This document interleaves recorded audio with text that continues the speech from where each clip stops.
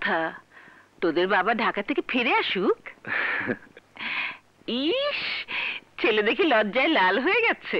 মা, তা বিয়ের পর লেখাপড়া হবে তো? মা, বিয়ে তো তুচ্ছ ব্যাপার। দুনিয়া গজব হয়ে গেলে ওর লেখাপড়া হবে। ওর মতো ছাত্রের লেখাপড়া না হবার প্রশ্নই ওঠে না। তুই থাম, আমি ওর কাছে শুনতে চাই।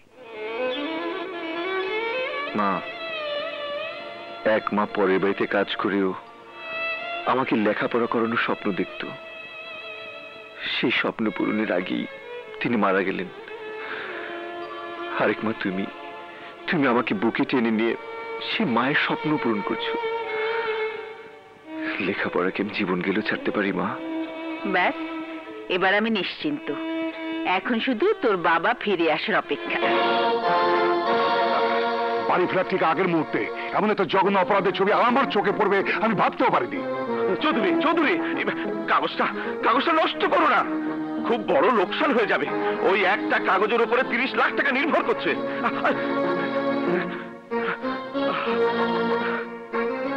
তোমার 30 লাখ টাকা, কিন্তু মনে রেখো ওই হারামের একটা পয়সা যেন আমার হিসাবে না আসে। খান গ্রামের মায়া ছেড়ে আমি শহরে আসতে পারি না, তাই ঘর বাড়ি সহায় সম্পত্তি সমস্ত বন্ধক দিয়ে আমি তোমাকে টাকা দিয়েছিলাম ব্যবসায় খাটাতে। ভাবতেও পারিনি আমার বাল্যবন্ধু হয়ে তুমি স্মাগলিংয়ের মতো নোংরা কাজে আমার টাকা ব্যবহার করবে। তুমি বুঝতে পারছো না চৌধুরী, ব্যবসায় সাদা কালো দুটো দিকই আছে। রাতারাতি যারা বড় লোক হয়েছে তাদের বানানো রাস্তায় যেতে আপত্তি কিসে? আপত্তি তোমার না থাকতে পারে, আমার আছে। আমি চাই না আমার সন্তান একটা স্মাগলের ছেলে হিসেবে পরিচিত হোক। অবৈধভাবে জন্ম নেওয়া সন্তানকে যা বলা হয় অবৈধ টাকায় লালিত সন্তানের পরিচয় তাই হওয়া উচিত। এক সপ্তাহের মধ্যে আমি আমার সমস্ত টাকা পাই পাই করে হিসাব বুঝে দিতে চাই। আমি এই সপ্তাহে আবার আসবো। যদি টাকা বুঝে না পাই তাহলে তোমার স্থান কোথায় হবে তা তুমি ভেবে দেখো।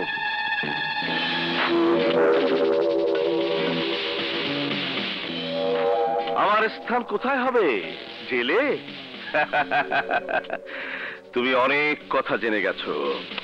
এক সপ্তাহ তো অনেক দূর। তোমার জায়গা কোথায় হবে তা আমি আজই ঠিক করে দিয়েছি।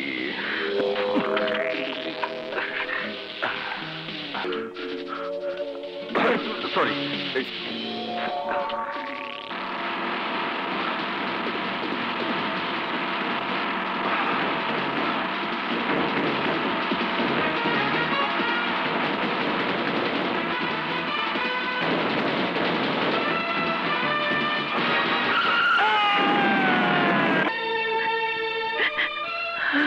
মা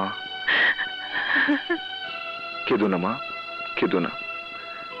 কাঁদলে বাবার আত্মার কষ্ট হবে।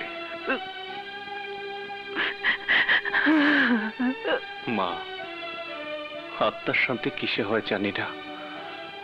যদি কোনোদিন বাবার আত্মার শান্তির পথ খুঁজে পাই সেদিনই আবার বাবার কবরে ফিরে আসবো। চলো মা।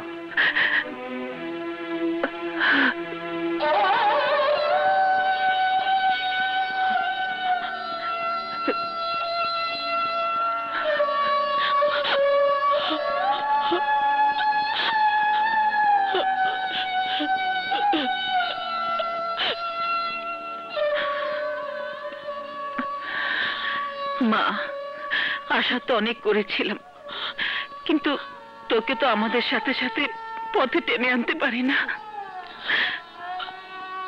আমাকে মাফ করে দিস মা।